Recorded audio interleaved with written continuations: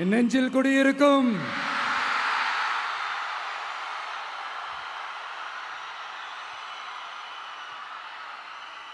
தமிழக மக்கள் உங்கள் அனைவருக்கும் என்னுடைய வணக்கமும் என்னுடைய நன்றிகளும். குறிப்பா திருச்சி கிழக்கு தொகுதி மக்கள் உங்கள் அனைவருக்கும் என்னுடைய ஸ்பெஷல் வணக்கமும் ஸ்பெஷல் நன்றிகளும். இதை நான் ஏன் இப்படி சொல்றேன்னா, என்னை இப்போ பெரம்பூர் தொகுதி எம்எல்ஏன்னு தான் சொல்லுவாங்க. பட் ஆனால் அது எலெக்ஷன் கமிஷனோட அந்த சட்ட விதிகளுக்கு மட்டும்தான் அப்படி. ஆனால் என்னை பொறுத்த வரைக்கும், தமிழ்நாட்டை பொறுத்த வரைக்கும், தமிழ்நாட்டுக்கு எப்படி திருச்சி ஒரு இதயம் மாறியோ, அந்த மாதிரி என்னோட இதயத்துக்கு திருச்சி கிழக்கு தொகுதி மக்களும் ரொம்ப ரொம்ப ரொம்ப க்ளோஸ் தான். அதில் எந்த மாற்றமும் கிடையாது. சரிங்களா?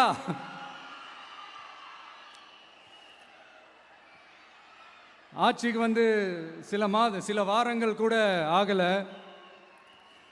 6 மாதம் அமைதியாக இருப்போம்னு சொன்னவங்களாம் 6 நாள் கூட அமைதியாக இருக்க முடியல. ஆட்சிக்கு 1/2 மணி நேரத்திலே ஆரம்பிச்சிட்டாங்க. பாவம், ஒரு கல்யாண வீட்டிலலாம் போய் புலம்பிட்டு இருக்காங்க. நான் சொன்னதெல்லாம் நடக்குதா? 1 by 1 எல்லா புலம்பல்ஸும். அது மாதிரி இத்தனை வருஷமா மாற்றி மாற்றி உங்களை ஏமாத்திக்கிட்டு இருந்த இந்த 2 பேரையும் வேண்டாம்னு சொல்லி ஒதுக்கிட்டு உங்களுக்காக உண்மையா உழைக்க வந்த உங்க விஜய, உங்க அண்ணனை, உங்க தம்பிய முதல் அமைச்சரா இல்ல முதல் சேவகனா ஆக்கியிருக்கிறீங்க. தலை வணங்கி ஒட்டுமொத்த தமிழக மக்களுக்கும் இந்த நேரத்தில் என்னுடைய நன்றியை தெரிவிச்சுக்கிறேன். இந்த நேரத்தில் எங்களுக்கு ஆதரவு தெரிவிச்ச அத்தனை இயக்கங்களுக்கும், அத்தனை இயக்கத்தின் தலைவர்களுக்கும் மீண்டும் என்னுடைய நன்றியை தெரிவிச்சுக்கிறேன்.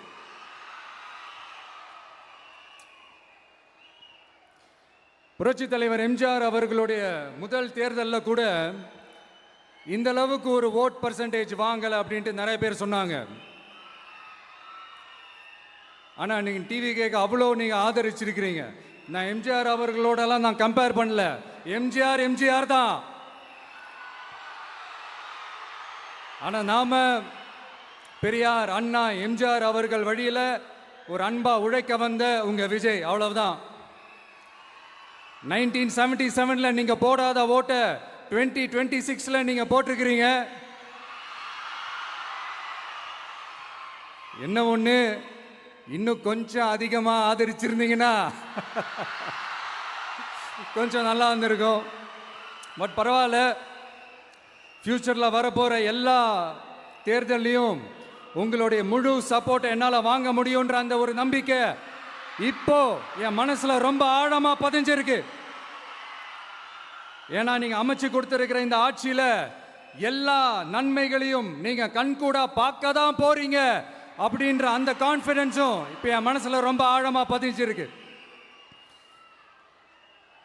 யார் எந்த நிலைமைக்கு எந்த பொசிஷன்ல போனாலும் இந்த கிண்டலும் கேலியுமா பேசுறது இருக்கத்தானே செய்யும். நம்மளை பத்தி, நம்ம அரசியலை பற்றி, நம்ம பேச்சை பற்றி இந்த கிண்டலும் கிள்ளையமா பேசிட்டு தானே இருப்பாங்க. அவங்க எல்லாருக்குமே என் சைட்லேருந்து ஒரே ஒரு ரிக்வெஸ்ட், தயவு செஞ்சு நிப்பாட்டிடாதீங்க. தயவு செஞ்சு கண்டினியூ பண்ணுங்க. நீங்க தான் என்னோட எனர்ஜி ஃபோர்ஸு. நீங்க பேசிக்கிட்டே இருங்க. நான் மக்களுக்கு தேவையான நல்லதை செஞ்சுக்கிட்டே இருப்பேன். அடுத்து இப்போ நம்ம புதுசாக அந்த சூட்லாம் போட்டு வரோம்ல, அதை பற்றி கூட நிறைய பேர், ஏன் நாமெல்லாம் கோட் சூட்லாம் போடக்கூடாதா? அதிகாரம் செய்கிறவங்களும் ஆதிக்க சக்திகளும் மட்டும்தான் கோட் சூட்லாம் போடணுமா என்ன? அப்பெல்லாம் எதுவுமே கிடையாது. நான் என்ன கலர் கலராக போட்டு வரேன், 2 கலர். நம்ம எல்லாரும் மனசு மாதிரியே பிளாக் அண்ட் ஒயிட்.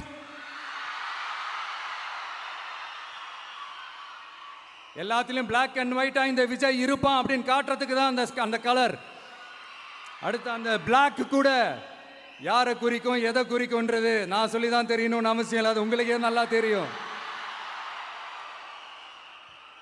எல்லாத்துக்கும் இப்படி வழக்கம் சொல்லிக்கிட்டு நசன் பேசுகிற டைப்பும் நம்ம கிடையாது. உங்களுக்கே தெரியும், அதிகபட்சமாக எல்லா மீட்டிங்கிலும் 20 நிமிஷம்குள்ளே தான் நான் பேசியிருக்கிறேன். அதனால் இப்போ மக்கள் என்கிட்ட என்ன சொல்கிறாங்க அப்படின்னா, இந்தப்பா விஜய், நீ எங்களுக்காக உழைக்கிறதுக்காக வந்திருக்கிற, அந்த வேலையை மட்டும் பாரு, உன்னை பற்றி பேசுகிறவங்கள நாங்கள் பார்த்துக்கிறோம் அப்படின்னு சொல்லிட்டாங்க. சரி, ஆனதாச்சு. இப்போ என்ன, உனக்கு எதிரிகளே இல்லையா அப்படின்லாம் கேட்டால் அப்படிலாம் நான் சொல்ல மாட்டேன், அப்படிலாம் நான் நினைக்கவும் மாட்டேன், அப்படி நினைக்கவும் கூடாது. இப்பவும் சொல்கிறேன், அரசியல் ரீதியாக சொல்கிறேன், 2 பேருக்கு நடுவில் தான் போட்டியே. ஒன்று இன்னொன்று, எஸ், ஒன்று டிவிக்கு, இன்னொன்று டிஎம்கே. இதுக்கு நடுவில் வேற யாருக்கும் எந்த வேலையும் கிடையாது. ஏதாவது இருக்குன்னு சொல்றீங்க? எலெக்ஷனுக்கு முன்னாடியும் அவங்களுக்கு ஒரு வேலையும் இல்லை, இப்ப எலெக்ஷனுக்கு அப்புறம் சுத்தம். ஆனா இந்த திமுகவும் மற்றும் பலரும் ஒன்னா சேர்ந்துக்கிட்டு இந்த விஜயோட ஆட்சி வந்துடக்கூடாதுன்னு சொல்லி ஒரு கூத்து ஒன்று பண்ணாங்களே, அந்த கடைசி 5 நாள், அடாடாடாடாடா, நமக்கெல்லாம் ஓஹோ இப்படியெல்லாம் கூட நடக்குமோ என்ன கூத்துங்கிறீங்க. ஆனா ஃபியூச்சர் என்னவா இருக்குன்றதை மட்டும் இப்ப நான் சொல்றேன். உங்களுக்காக உண்மையா உழைக்க வந்த இந்த விஜயா, இல்ல இந்த விஜயோட ஆட்சி அமைஞ்சிடக்கூடாதுன்னு தடுக்க நினைச்ச ஸ்டாலின் சாரா, அவ்வளவுதான். இதுக்கு நடுவில் வேற யாரும் எந்த அல்லு சில்லும் உள்ள வந்து நம்மளை தடுக்கிறதோ எதிர்க்கிறதோ ஏதாவது பண்ணாங்கன்னா நிர்வாகம் அதுக்கு பொறுப்பில்லை ராஜா, நிர்வாகம் அதுக்கு பொறுப்பில்லை. ரிசல்ட் என்னவா வரும்ன்றது அது உங்களுக்கே நல்லா தெரியும். நம்மளை ஏளனமா பேசுறதா நினைச்சு அவங்களுக்கு ஆப்பு வச்சுக்கிறாங்க. திமுக நம்மளை தடுக்க, திமுக நம்மளை எதிர்க்க, திமுக நம்மளை அவமானப்படுத்த அத்தனையும் நமக்கு நன்மையே.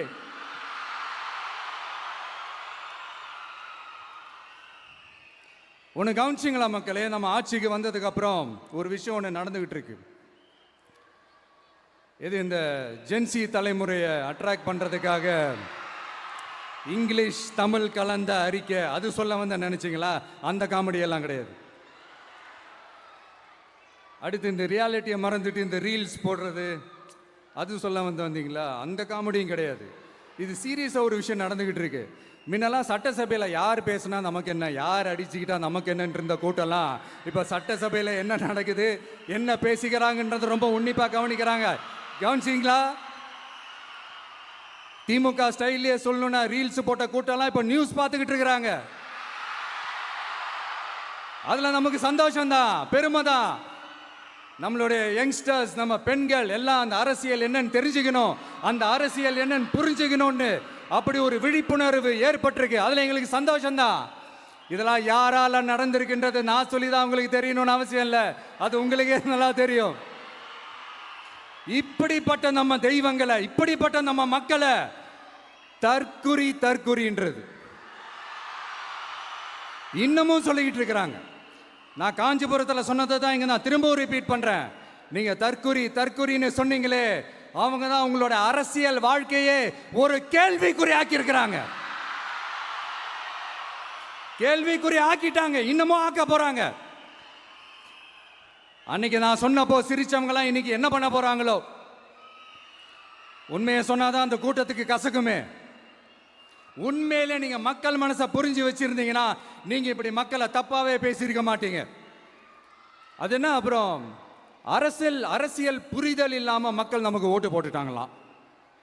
இந்த கவர்ச்சியில மயங்கி மக்கள் நமக்கு ஓட்டு போட்டுட்டாங்களா? நான் என்ன, சரி விடுங்க.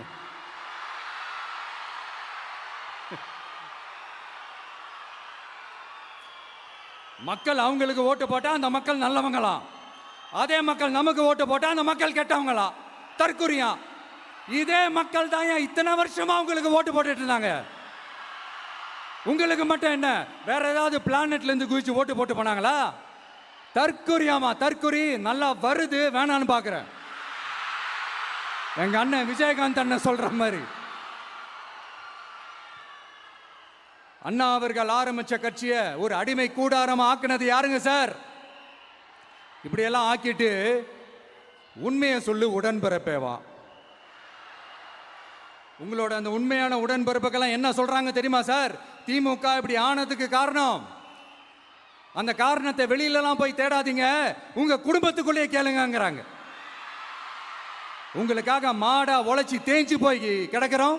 திமுக இப்படி ஆனதுக்கு காரணம் உழைக்காம சொகுசா இருக்கிற உங்க குடும்பத்துக்குள்ளேயே போய் கேளுங்கிறாங்க. ஒவ்வொரு திமுக தொண்டனும் அதை சொல்றாங்க.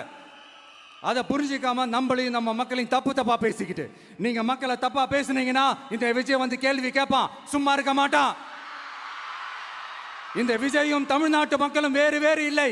இந்த விஜய் தான் தமிழ்நாட்டு மக்களோட ஒரு உண்மையான ஒரே பிரதிநிதி. இது இன்னைக்கும் சரி, நாளைக்கும் சரி, நாளன்னைக்கும் சரி, இதுதான் நிஜம். மறுபடியும் சொல்றேன், நமக்கும் மக்களுக்கும் இடையே இருக்கிற இந்த பூர்வ ஜென்ம பந்தத்தை, அந்த உறவை ஏதோ இந்த சதிகள் சூழ்ச்சிகள் பண்ணி யாராலையும் எதுவும் கெடுக்கவே முடியாது. கெடுக்க ட்ரை பண்ணீங்க, நம்ம ஆட்சிக்கெல்லாம் வரதுக்கு முன்னாடி என்ன சதிகள், என்ன சூழ்ச்சிகள், என்னென்னலாம் பண்ணி எப்படியெல்லாம் தடுத்துடலான்னு. ஆனால் இப்போ ஆட்சிக்கு வந்த இந்த சாமானிய மக்கள் ஆட்சியை நீங்கள் இந்த எதிர்கட்சியாக இருக்கும் போது ஒன்று யூஸ் பண்ணுவீங்கள்ல, இந்த அறத பழைய டெக்னிக்கு, அதெல்லாம் யூஸ் பண்ணி நம்மளையும் மக்களையும் பிரிச்சலாம்னு நினச்சிங்கன்னா அது ஒரு காலம் நடக்காது. மக்கள்லாம் ரொம்ப தெளிவாயிட்டாங்க சார், ரொம்ப தெளிவாயிட்டாங்க. அதனால ஒரு ஆக்கப்பூர்வமான ஒரு எதிர்கட்சியை செயல்பட்டு மக்கள் மனசை வெல்ல பாருங்க. இந்த கடைசி லாஸ்ட் 1 மந்த்தா நடந்த ஒரு சில விஷயங்கள் உங்ககிட்ட நான் ஷேர் பண்ணணும்னு ஆசைப்படுறேன். இந்த 200 யூனிட் மின்சாரம், கட்டணமில்லா மின்சாரம் அறிவிச்சோம். அதில் ஆல்ரெடி இருந்த 100 யூனிட் திமுக கொடுத்தது கிடையாது. மேடம் ஜெயலலிதா மேடம் இருந்தப்போ செஞ்சுட்டு போனது. ஸ்டாலின் சார் பதவி போன அந்த கடுப்புல அறிக்கையா விட்டு தள்ளிக்கிட்டு இருக்கிறாரு. என்ன பண்ணீங்க உங்களுடைய ஆட்சியில? மக்கள் பணத்தை, டாஸ்மாக்ல இருந்து அடிச்ச அந்த பணத்தை, ஊழல் செஞ்ச அந்த ஃபைல க்ளோஸ் பண்றதுக்கு அலையா அலைஞ்சிங்க. ஆனா இந்த விஜய் மக்களுக்கு தொந்தரவா இருக்கிற அதே டாஸ்மாக க்ளோஸ் பண்ணா. விவசாயிகளோட அந்த கடனை தள்ளுபடி மேக்சிமம் இந்த 1 மந்த்ல என்ன செய்ய முடியுமோ அதை செஞ்சான். நீங்க தான் அந்த நிதி சம்பந்தமா இருக்கிற எல்லா கேட்டையும் லாக் பண்ணி வச்சுட்டு போயிருக்கிறீங்க. அதை சரி செய்ய வேணாமா? அதை ஒழுங்குபடுத்த வேணாமா? அதனால மறுபடியும் சொல்றேன், இந்த விஜய் பொய் சொல்லி ஏமாத்துறதுக்காகலாம் அரசியலுக்கு வரல. உங்க கூடவே நிக்கிறதுக்காக மட்டும்தான் அரசியலுக்கு வந்திருக்கிறேன். அதுல எந்த மாற்று கருத்துமே கிடையாது. கவலையப்படாதீங்க விவசாய பெருமக்களே. அடுத்து இந்த சட்டம் ஒழுங்கு, அது சரியில்லை இது சரியில்லைன்னு சொல்லி திமுகவும் மற்றும் பலரும் மாறி மாறி கூவுறீங்க. நான் ஒன்று கேட்குறேன், இந்த மாடல் அரசுன்னு சொல்றீங்களே, அதில் என்ன செஞ்சு வச்சுட்டு போயிருக்கீங்க? ஒரு ஊர் விடாம, ஒரு தெரு விடாம போதைப் பொருள் கலாச்சாரம் அப்படியே ஸ்ப்ரெட் ஆகி கொட்டி கிடக்குது.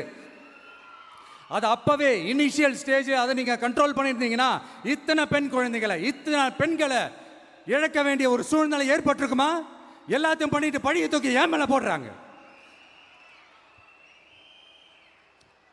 நீங்க என்ன பழி நம்ம மேல போட்டாலும் மக்கள் நிம்மதியா வாழக்கூடிய அந்த செயலை கண்டிப்பா இந்த விஜய் செஞ்சு தான் காட்டுவான். அதுக்காக தான் எஃபிஷியன்டான போலீஸ் ஆஃபீஸர்ஸ் நான் அப்பாயிண்ட் பண்ணியிருக்கிறேன். எஃபிஷியன்டான அந்த போலீஸ் ஆஃபீஸர்ஸ் டீம் நான் அப்பாயிண்ட் பண்ணியிருக்கிறேன். பெண்கள் பாதுகாப்பான அந்த சிங்க பெண் காவல் படை நெக்ஸ்ட் வீக் அதை இனாகரேட் பண்ண போறோம். தப்பு செஞ்சவங்களுக்கான தண்டனை, அதுக்கான சார்ஜ் ஷீட் எல்லாமே ரொம்ப ஃபாஸ்டா, ரொம்ப ஸ்பீடா செய்யறதுக்கான அந்த வேலையை செய்ய சொல்லி இருக்கிறோம். கோர்ட்ல கூட தப்பு செஞ்சவங்களுக்கான அந்த கடுமையான தண்டனை வாங்கி கொடுக்கறதுக்கான அந்த வேலையையும் ரொம்ப சீக்கிரமா செய்ய சொல்லி இருக்கிறோம். அதனால நீங்க என்ன பழி நம்ம மேல போட்டாலும் உண்மையா உறுதியா மக்களுக்கு தேவையான எல்லா விஷயங்களையும் இந்த விஜய் செஞ்சு தான் காட்டுவான். இப்படியெல்லாம் நம்ம சொல்றதுனால இவங்க என்ன சொல்லுவாங்க தெரியுமா? அவங்க தான் ஆட்சியிலே இல்லையே, அப்புறம் ஏங்க அவங்கள குறை சொல்றீங்க அப்படின்னு கேட்பாங்க. வேரில் வெந்நியை ஊற்றிட்டு போனவங்கள வெளிச்சம் போட்டு காட்டாமல் பின்ன வேற என்ன சொல்லுவாங்க? இதெல்லாம் மக்கள்கிட்ட நம்ம தெளிவாக எடுத்து சொல்லணும் இல்லையா? அதுக்காக தான் இதெல்லாம் சொல்லிட்டு இருக்கிறேன்.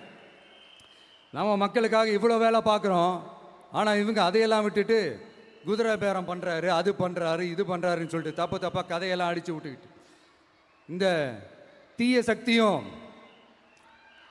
தீந்து போன சக்தியும் அதாங்க திமுகவும் மற்றும் பலரும் ஒன்னா சேர்ந்துக்கிட்டு திருட்டுத்தனமா யாருக்கும் தெரியாம ஒரு ஓரமா மூலையில உட்கார்ந்துட்டு பேரம் பேசி கூட்டு சேர்ந்து ஆட்சி அமைச்சு கொள்ளையடிக்க திட்டம் போட்டாங்க. அது ஏன் தெரியுமா? உங்களோட இந்த டிவிக்கு ஆட்சி அமைஞ்சா அவங்க பொழப்பே போயிடும். அந்த கொள்ளையடிக்கிறது, லஞ்சம், ஊழல் எல்லாமே கத்தம் கத்தம். அதான் இந்த காரணம். அடுத்து ஸ்டாலின் சார், திமுக வந்து இப்போ தீய சக்தி மட்டும் இல்ல, மக்களை விட்டு ரொம்ப தூரமா போன தூர சக்தி, ஓர சக்தி, கோர சக்தி, பார சக்தி. நீங்க எப்போ இந்த தீந்து போன சக்தியோட நீங்க கூட்டு சேர்ந்துக்கிட்டு ஆட்சி அமைக்கணும்னு நினைச்சீங்களோ, அப்பவே இந்த திமுக தூர்ந்து போன சக்தியாகவும் ஆயிடுச்சு. நீங்களாம் நம்மளை பத்தி அவதூறு பேசலாமா சார்? இது நியாயமா? மக்களை இவ்வளவு பெரிய மக்கள் சக்தி நம்மளோடு இருக்கும் போது நமக்கு எதுக்கு வேற அரசியல்? எலெக்ஷன்ல 50-60 வருஷமா இருந்த சாதிய உடைச்சிருக்கிறோம், மதத்தை உடைச்சிருக்கிறோம், காசு கொடுத்து ஓட்டு வாங்கறத உடைச்சிருக்கிறோம். நாம எது செஞ்சாலும் கான்ஸ்டிடியூஷன்ல தான் செய்வோம். நாம சிங்கிள் மெஜாரிட்டி வாங்கி இருந்தாலும் நம்மளை நம்பி முறையா கூட்டணியில கட்சியில ஆதரிக்க வர்றவங்களை அரவணைச்சு தான் இருப்போம். நான் இப்பவும் மீண்டும் டிக்ளேர் பண்றேன், டிவிகே ஆட்சி எந்த பாகுபாடும் இல்லாம எல்லாருக்குமான ஒரு ஆட்சியா தான் இருக்கும். அதுல எந்த மாற்றமும் கிடையாது. ஸ்டாலின் சார் மாதிரி ஊசலாட்டம் இருக்கவே இருக்காது. மதச்சார்பற்ற கொள்கையில சமரசமே இல்லை. மாநில உரிமைகளை விட்டு கொடுக்கவே மாட்டோம். நதி நீர் உரிமைகளை விட்டு கொடுக்கவே மாட்டோம். சமூக நீதி, சம நீதிய, சமத்துவ நீதிய ஒரு நாளும் விட்டு கொடுக்கவே மாட்டோம். அதனால திருச்சி கிழக்கு தொகுதி மக்களே, தமிழ்நாட்டில் இருக்கிற 234 தொகுதியும் நம்ம தொகுதி தான். அதுல எந்த கட்சி ஜெயிச்சிருந்தாலும் அது நம்ம தொகுதி தான்.